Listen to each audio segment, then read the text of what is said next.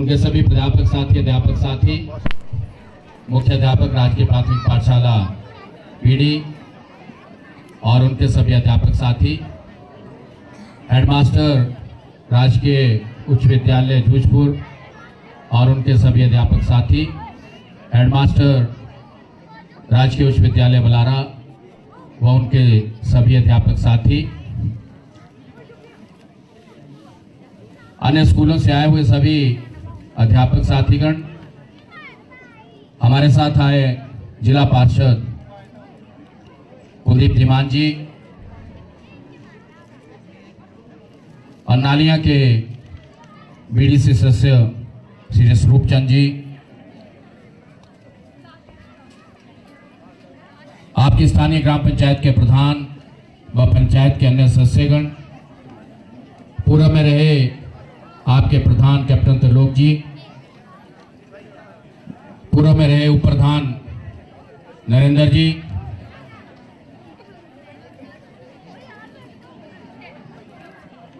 मंच पर विराजमान हमारे साथ आए कांग्रेस पार्टी के बुद्धिजीवी सेल के अध्यक्ष अश्विनी दास जी, नगर परिषद के पार्षद ज्वालामुखी के सुरेंद्र चौधरी जी, कैप्टन रमेश जी और आपकी साथ लगती पंचायत बड़ोगलाड की प्रधान अनु देवी जी, कैप्टन राजमल जी, सूबेदार कश्मीर सिंह जी, जगजीत सिंह जी, ध्यान सिंह जी, जोगिंदर सिंह जी, राकेश कुमार जी, एक्स उप प्रधान हमारे डोला खरैना पंचायत के और हमारे घरना पंचायत के एक्स उप प्रधान व वर्तमान में जिला कांगड़ा मार्केट कमेटी के सदस्य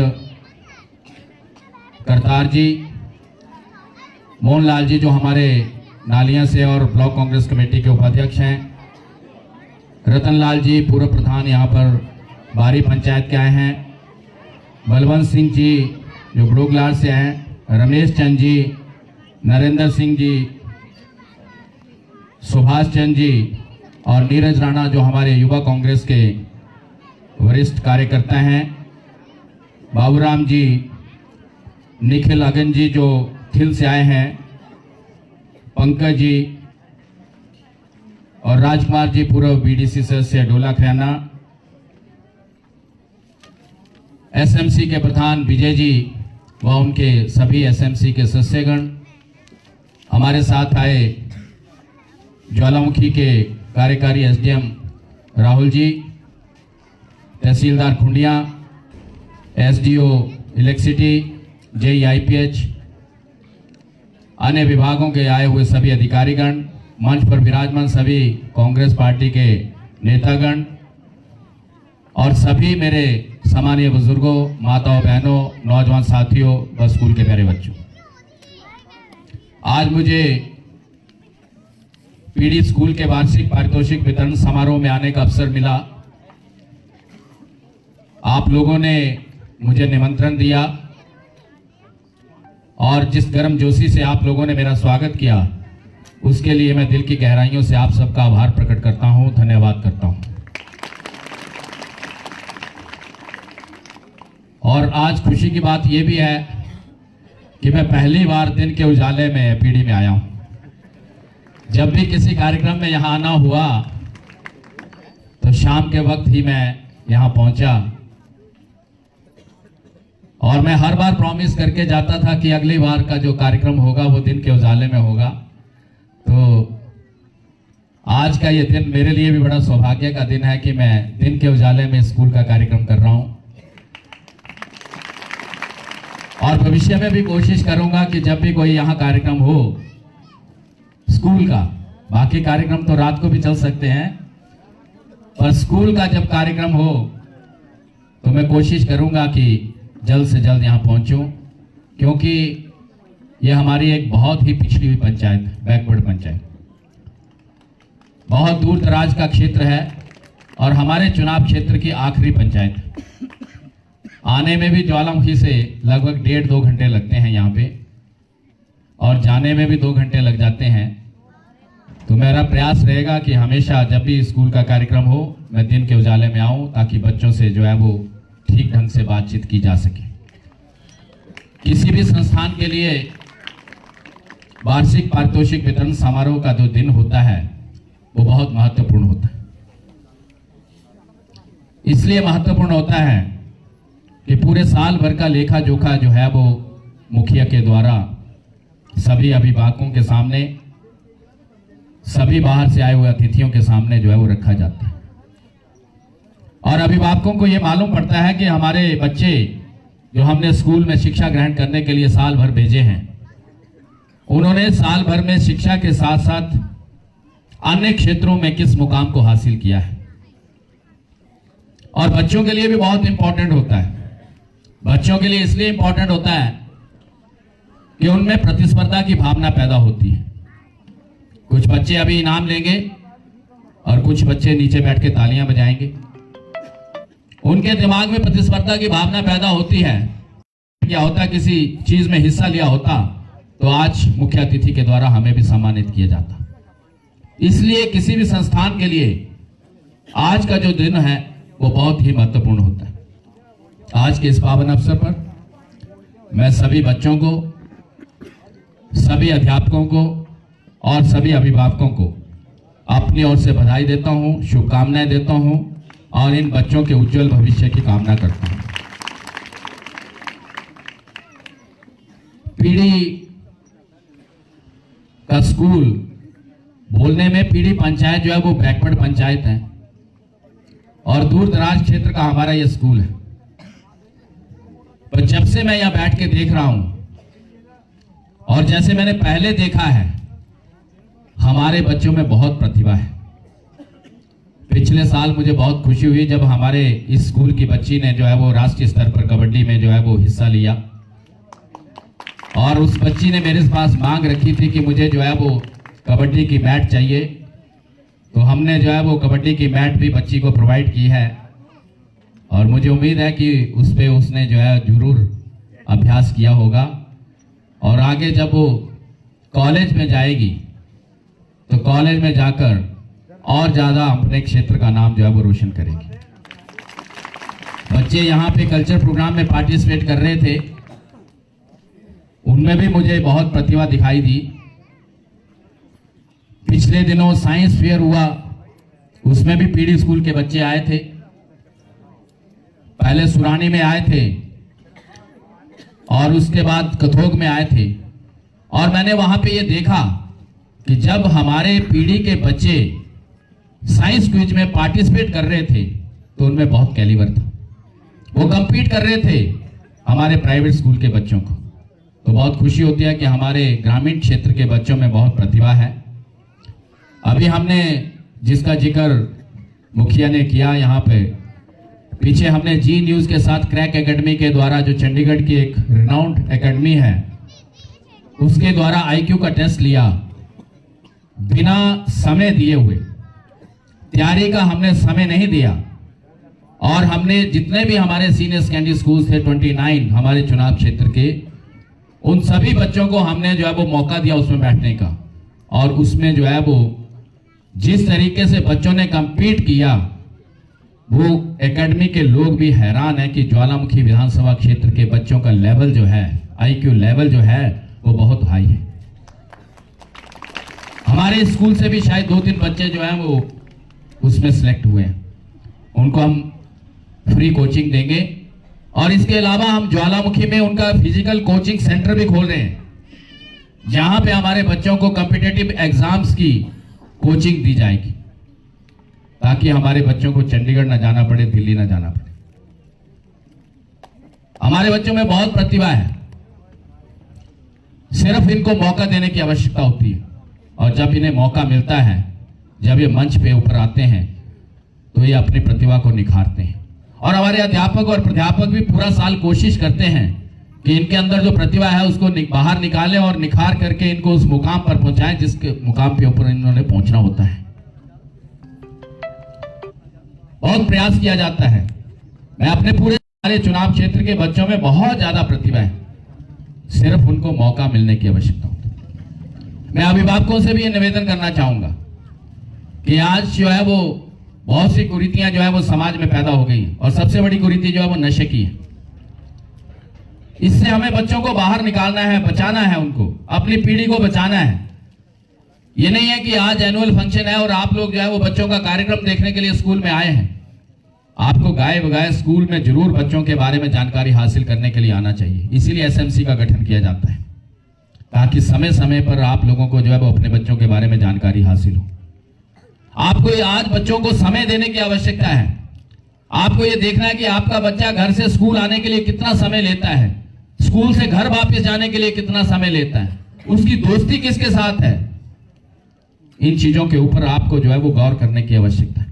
तभी हम अपनी जो ये नौजवान पीढ़ी है इसको बचा सकते हैं। तभी हम इनको जो है गलत रास्ते से वापस ला सकते हैं। अगर कोई गलती से उस रास्ते पे चला भी गया है तो उसको वापस ला सकते हैं। मोबाइल एक बहुत बड़ी एडिक्शन है। नशा कोई खाने पीने का ही नशा नहीं है, मोबाइल भी एक बहुत बड़ी एडिक्शन है, ये भी एक नशा है। कोविड के समय में हमने पढ़ाई के लिए बहुत अच्छे अच्छे मोबाइल अपने बच्चों को दे दिए, लेकिन आपको जो है वो रात को गाए बगाए ये भी देखना है कि आपका बच्चा जो है वो पढ़ाई का मटेरियल देख रहा है या कि उसमें फिल्म ही देख रहा है। उसके ऊपर भी आपको अंकुश लगाना है। अगर आप लोग थोड़ा सा समय अपने बच्चों की ओर देंगे, इनको तराशने की आवश्यकता है, इनको संभालने की आवश्यकता है। हमारा प्राइमरी लक्ष्य शिक्षा ग्रहण करना है।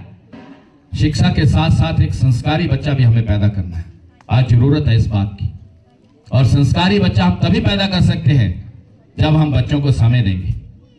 तो मेरा आप लोगों से ये निवेदन है कि आप साल भर में बच्चों के बारे में जरूर जानकारी हासिल करें और जब भी आपको समय मिले। मुझे मालूम है कि हमारे पेरेंट्स जो है वो रोजगार के लिए बाहर जाते हैं, रोजी रोटी के लिए बाहर जाते हैं और हम बच्चों को समय नहीं दे पाते हैं, लेकिन कुछ क्षण आपको अपने बच्चों के लिए निकालने होंगे, तभी हम इस पीढ़ी को जो है वो संभाल सकते हैं। अगर हमने थोड़ी सी गलती भी कर दी तो हम इस पीढ़ी को जो है वो आगे बढ़ने से रोक देंगे। तो मेरा आप लोगों से ये निवेदन है कि आप लोग गाए बगाए स्कूल में आए, अपने बच्चों के बारे में जरूर जानकारी हासिल करें कि आपके बच्चे जो है वो स्कूल में कैसे रह रहे हैं, कैसे पढ़ाई कर रहे हैं। और थोड़ा सा टीचर्स के ऊपर भी थोड़ा अंकुश रहता है कि इन बच्चों के पेरेंट्स जो है वो हमारे पास आके इन बच्चों के बारे में जानकारी हासिल करते हैं तो टीचर्स और ज्यादा ध्यान इन बच्चों की तरफ देते हैं। तो ये मेरा खास निवेदन सभी अभिभावकों से है कि आप लोग स्कूल में आए, इन बच्चों के बारे में जानकारी हासिल करें और इनको एक अच्छा नागरिक बनाने का प्रयास करें। आज जरूरत है देश को, प्रदेश को, जिला को कि अच्छे नागरिक बने, बिना किसी दुष्प्रभाव के ये हमारे बच्चे जो है वो आगे बढ़े। इनको मौका मिलना चाहिए। मैं जब पिछली मर्तबा विधायक बना और आज जब ज्वालामुखी की जनता ने मुझे दूसरी बार अपनी रहनुमाई करने का मौका दिया है, मेरा यह प्रयास है कि मेरे शिक्षा के मंदिरों में हर प्रकार की सुविधा हो। यहां तक कि जब मैं विधायक नहीं भी था तब भी मेरा यह प्रयास रहता है कि हमारे शिक्षा के मंदिर जो है वो मूलभूत सुविधाओं से लैस हो। हर प्रकार की सुविधा हमारे क्षेत्र के बच्चों को मिले ताकि कभी इनके दिमाग में हीन भावना ना आए कि हमारा सहपाठी जो है वो चंडीगढ़ में पढ़ रहा है, दिल्ली में पढ़ रहा है, धर्मशाला में पढ़ रहा है, कहीं पालमपुर में पढ़ रहा है। हर प्रकार की सुविधा हम इन बच्चों को देना चाहते हैं। मेरे जितने भी सीनियर सेकेंडरी स्कूल हैं, जितने भी हाई स्कूल हैं, जितने भी मिडिल स्कूल हैं, प्राइमरी स्कूल हैं, मैं हमेशा ये कोशिश करता हूं कि उनमें जिस चीज की आवश्यकता है उसको जो है वो चरणबद्ध तरीके से प्रोवाइड किया जाए। अच्छे भवन हो, अच्छे बैठने की व्यवस्था हो, क्योंकि अच्छे वातावरण में अगर ये बच्चे बैठेंगे तो ये अच्छी पढ़ाई भी करेंगे, अन्य एक्टिविटीज में भी पार्टिसिपेट करेंगे और अच्छे नागरिक बनकर देश और प्रदेश का, जिला का नाम भी रोशन करेंगे और अपना जीवन भी अच्छा निर्वाह करेंगे और विकास में भी अपनी अहम भूमिका अदा करेंगे। तो हमारा यह प्रयास हमेशा रहता है और मैं खुले मन से इस मंच से कहना चाहता हूं कि आपकी पीढ़ी के स्कूल की भी समस्याएं मेरे ध्यान में है। ये नहीं है कि आप यहां पढ़ेंगे या मैंने बोला है, जो भी यहाँ की समस्याएं मेरे ध्यान में है, लेकिन कई बार कई चीजें जो है वो किसी कारणवश रुक जाती है। मैंने 2017 में आपके भवन के लिए 1 करोड़ रुपया दिया, सरकार बदल गई, विधायक बदल गए, 5 साल उस पर कुछ नहीं हुआ। जब हम दोबारा से विधायक बने, हमने तुरंत जो है वो उसका जो है वो संज्ञान लिया और संज्ञान लेके हमने दोबारा से उसका टेंडर किया। आज 8 महीने 9 महीने हो गए हैं इसका टेंडर किए हुए, लेकिन भवन की अभी शुरुआत नहीं हुई। क्या कारण ये है कि जमीन के ऊपर जो है वो मटेरियल नहीं पहुंच रहा है और अड़ोसी पड़ोसी जो है वो रास्ता नहीं दे रहे हैं। तो ये तो भैया आपकी जमीन है, अगर ठेकेदार को जमीन के ऊपर जो है वो सामान लाना है तो उसके लिए तो आपको भी कोऑपरेट करना पड़ेगा। मैं निवेदन करना चाहूंगा, जिस भी भाई की जमीन है, साथ लगती जमीन है, स्कूल के साथ लगती, वो कृपया करके कम से कम जब तक वो बिल्डिंग बन नहीं जाती तब तक थोड़ा सा रास्ता तो दे दें, उसके बाद बंद कर देना। जब वो स्कूल का भवन बन जाएगा उसके बाद उसको जो है वो आप बाड़बंदी करके बंद कर देना, पर ठेकेदार को काम तो करने दो। ठेकेदार ने तो यहां तक कह दिया कि आप मेरा ठेका जो है वो कैंसिल कर दो। अगर हम कैंसिल भी कर देंगे, किसी दूसरे को भी देंगे, तो वो भी मटेरियल तो पहुंचाएगा वहां पे। पिछले 1 साल से आपका भवन जो है वो बन नहीं रहा है। मुझे मालूम है कि आपके यहाँ पे भवन की आवश्यकता है। अभी मेरे पास, मैंने पिछली बार भी कहा था और आज भी सोचता हूं कि आपके यहाँ पे नॉन मेडिकल है, आपके यहाँ पे मेडिकल भी होना चाहिए, पर बैठने के लिए व्यवस्था भी तो होनी चाहिए। मेडिकल के लिए लैब भी तो चाहिए आपको, बोटेनिकल लैब भी तो आपको चाहिए, तो लैब बनाने के लिए भी तो हमें जो है वो स्पेस चाहिए।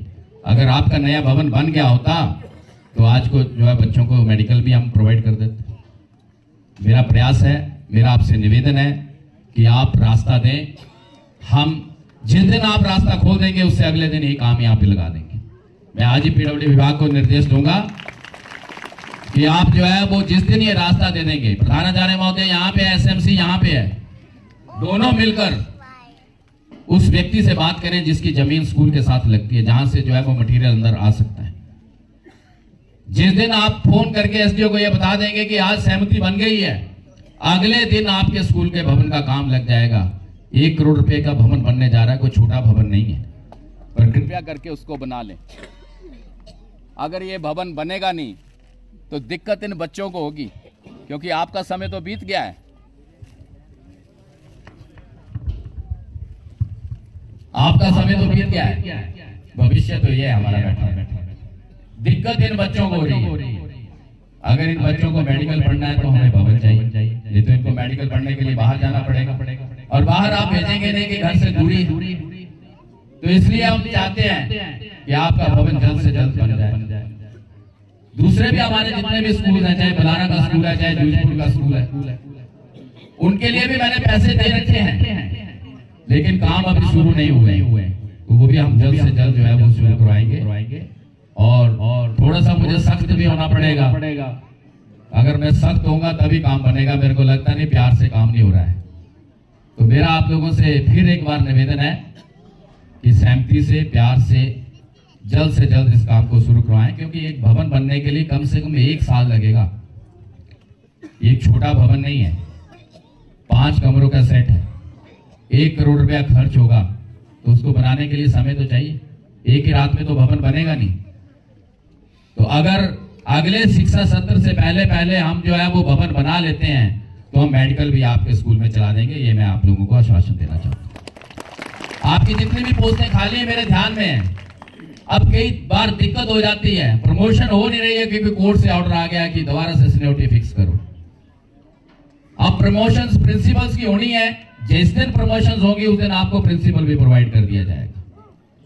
और जैसे ही लेक्चरर्स की पोस्टिंग होती है, नई रिक्रूटमेंट अभी कॉमर्स की होनी है, अगर नई रिक्रूटमेंट में हमारे पास व्यक्ति मिलता है तो हम आपका जो है कॉमर्स का लेक्चर भी आपको प्रोवाइड कर देंगे। सारी चीजें मेरे ध्यान में हैं। चरणबद्ध तरीके से जैसे ही मुझे सरकारी तौर पे कोई जो है अधिकारी तौर पर जो है वो कोई चीज मिलेगी, मैं अवश्य स्कूल में जो है उस चीज को प्रोवाइड करने का प्रयास करूंगा। ये मैं आप लोगों को आश्वासन देना चाहता हूँ। और भी जो हमारे स्कूल्स हैं, बलारा की डिमांड्स भी मेरे ध्यान में है, जूझपुर की डिमांड्स भी मेरे पास है। जूझपुर को तो 2015 में मैंने जब अपग्रेड किया था, 7 लाख रुपए उस वक्त कमरे के लिए मैंने दिया था, लेकिन आज तक वो कमरा बना ही नहीं। जब पीडब्ल्यूडी विभाग के लोग वहां जाते हैं तो वहां लोकल लोग कुछ और बोल देते हैं, पीडब्ल्यूडी कुछ और बोलती है। उसके बाद मैंने 2 लाख रुपए और दिया, जब मैं विधायक बना 2 लाख और भेजा, और मेरे को लगता है कि डिजास्टर में मैंने 3 लाख और भेजा। अभी जो लेंटर उनका गिर रहा है उसके लिए भी 3 लाख रुपए भेज दिया है। तो मैं बड़ी जल्द जो है वो पीडब्ल्यूडी विभाग से बातचीत करके अगर उसका लेंटर तोड़ के हम लेंटर डाल सकेंगे तो उसके लिए जितना भी पैसा लगेगा, अभी तो मैंने 3 लाख भेजा है, अगर 6 लगेगा 9 लगेगा तो मैं वो भी प्रोवाइड कर दूंगा और जल्द से जल्द उसका लेंटर भी हम डाल देंगे। हम चाहते हैं कि हमारे शिक्षा के मंदिरों में सभी प्रकार की सुविधाएं, क्योंकि अच्छे वातावरण में ये बच्चे बैठेंगे तो अच्छी पढ़ाई करेंगे, अच्छी पढ़ाई करेंगे तो अच्छे नागरिक बनेंगे, अच्छे नागरिक बनेंगे तो अपना जीवन भी अच्छा निर्वाह करेंगे और देश सेवा भी करेंगे, प्रदेश की सेवा भी करेंगे, इलाके की सेवा भी करेंगे। तो इसलिए हम हर प्रकार की सुविधा इनको देना चाहते हैं। और मेरा तो ये लक्ष्य है, जब मैं पहली बार विधायक बना, जब मैं विधायक नहीं था और आज दूसरी बार ज्वालामुखी की जनता ने मुझे विधायक बनाया है, मेरा ये लक्ष्य है कि मेरा व्यक्ति जो भी मेरा नागरिक है, मेरा जो भी बच्चा मेरे क्षेत्र का है, वो घर की रोटी खा के कम से कम पोस्ट ग्रेजुएशन की शिक्षा जो है वो अपने क्षेत्र में ग्रहण करे। इसलिए हमने राजकीय महाविद्यालय खुड़िया खोला है, इसीलिए हमने राजकीय महाविद्यालय मछीर में खोला है, इसीलिए हमने राजकीय महाविद्यालय पंडित सुशील रतन महाविद्यालय जो ज्वालामुखी में है उसमें एमए क्लासेस भी हमने पिछले साल से चला दी। आज MA Hindi, MA political science, MA English, MA mathematics और कॉमर्स की एमकॉम की क्लासेस जो है वो ज्वालामुखी राजकीय महाविद्यालय में चलती है। हम चाहते हैं कि हमारे क्षेत्र का कोई भी बच्चा जो है वो बिना पढ़ाई के ना रहे, पढ़ा लिखा हो, क्योंकि पढ़ा लिखा समाज ही आगे बढ़ सकता है। जब हमारा समाज जागरूक होगा तभी हम आगे बढ़ सकते हैं। अगर समाज हमारा जागरूक नहीं होगा तो हमारी एक्सप्लॉयटेशन होगी, तो हम आगे नहीं बढ़ सकते। तो हमारा यह प्रयास है कि हर प्रकार की सुविधा हमारे बच्चों को मिले, ये आगे बढ़े, इनका भविष्य उज्जवल हो, यही हमारी कामना है, यही हम शुभकामनाएं इन बच्चों को देते हैं। और आज मैं आपके इस स्कूल में आया हूं, मुझे बहुत अच्छा लगा कि बच्चों में बहुत प्रतिभा है। मैं सभी अध्यापकों प्राध्यापकों से भी निवेदन करूंगा कि और ज़्यादा निखारें। पीडी स्कूल का नाम जो है वो बहुत आगे बढ़ चुका है। जब भी बात आती है, जैसे कबड्डी में इस बच्ची ने नाम पैदा किया, तो मैं हिमाचल प्रदेश में बोलता हूं, जब भी मुझे मौका मिलता है तो मैं इसका जिक्र करता हूं। अभी मेरा ये पीएसओ खड़ा मेरे पीछे, इसकी बेटी ने अमेरिका में गोल्ड मेडल जीता, बॉक्सिंग में अंडर 19 में गोल्ड मेडल जीत के आई, बंसिका गोस्वामी, आपने सुना होगा। तो खुशी होती है जब जिस माँ बाप को खुशी होती है कि हमारी बच्ची जो है वो इस मुकाम पर पहुंची है, उस संस्थान को खुशी होती है जिसका बच्चा वो पढ़ने वाला होता है, और उस क्षेत्र के प्रतिनिधि को भी खुशी होती है कि हमारे क्षेत्र का बच्चा है। तो जब बात चलती है तो मैं जिक्र करता हूं, बंसिका गोस्वामी का भी जिक्र करता हूं और इस बच्ची का भी जिक्र करता हूं कि देखो हमारी बैकवर्ड पंचायत पीडी, एक ग्रामीण क्षेत्र की बच्ची जो है वो नेशनल लेवल पे कबड्डी में जाकर आई। तो हमें भी खुशी होती है, हमारा सीना भी गर्व से ऊंचा होता है। बहुत प्रतिभा हमारे बच्चों में है। तो मैं सभी अभिभावकों से, सभी अध्यापकों से निवेदन करना चाहूंगा कि इनको तराशो, इनको और ज्यादा अच्छे तरीके से तराशने का प्रयास करो, और जिस मुकाम को ये हासिल करना चाहते हैं उस मुकाम तक इनको लेकर जाओ, ऐसी मेरी शुभकामनाएं है। आप सब यहाँ आए आज के इस पावन अवसर पर, एक बार पुनः मैं आप सबको बधाई देता हूँ, शुभकामनाएं देता हूँ इन बच्चों के उज्जवल भविष्य की। बहुत बहुत धन्यवाद। जय हिंद, जय भारत, जय हिमाचल। और एक बात ये कहना चाहता हूँ, जहां तक इस क्षेत्र की डेवलपमेंट की बात है, मेरे पूरे ध्यान में, क्या करूं, पिछली बार अभी मैं दिसंबर 2022 में विधायक बना और हमने अभी काम शुरू ही किए थे, लेकिन बहुत बड़ा डिजास्टर जो है 2023 में हुआ। बहुत बड़ा नुकसान हुआ हिमाचल प्रदेश में। ना केवल हिमाचल प्रदेश में हुआ, हमारा क्षेत्र भी अछूता नहीं रहा, हमारे क्षेत्र में भी बहुत बड़ा नुकसान हुआ। उसकी भरपाई कर रहे थे हम, अपने साधनों से हमने उसकी भरपाई की है। इसलिए आपकी सड़कें अभी तक जो है वो पूरी तरह ठीक नहीं हुई, इसलिए पीने के पानी की व्यवस्था अभी तक पूरी तरह ठीक नहीं हुई, इसलिए बिजली की व्यवस्था अभी तक पूरी ठीक नहीं हुई। इसमें समय लगेगा थोड़ा सा। जो साल हमारा बर्बाद हुआ है, जो पैसा हमारा बर्बाद हुआ है, अब हम दोबारा से पटरी पर हिमाचल प्रदेश को लेकर आए हैं। माननीय ठाकुर सुखविंदर सिंह सुक्खू ने एक बहुत बड़ा पैकेज जो है वो अपने सीमित साधनों से हिमाचल प्रदेश की जनता को दिया है। हमें कोई 5 पैसे भारतीय जनता पार्टी की सरकार से, दिल्ली से नहीं मिले हैं।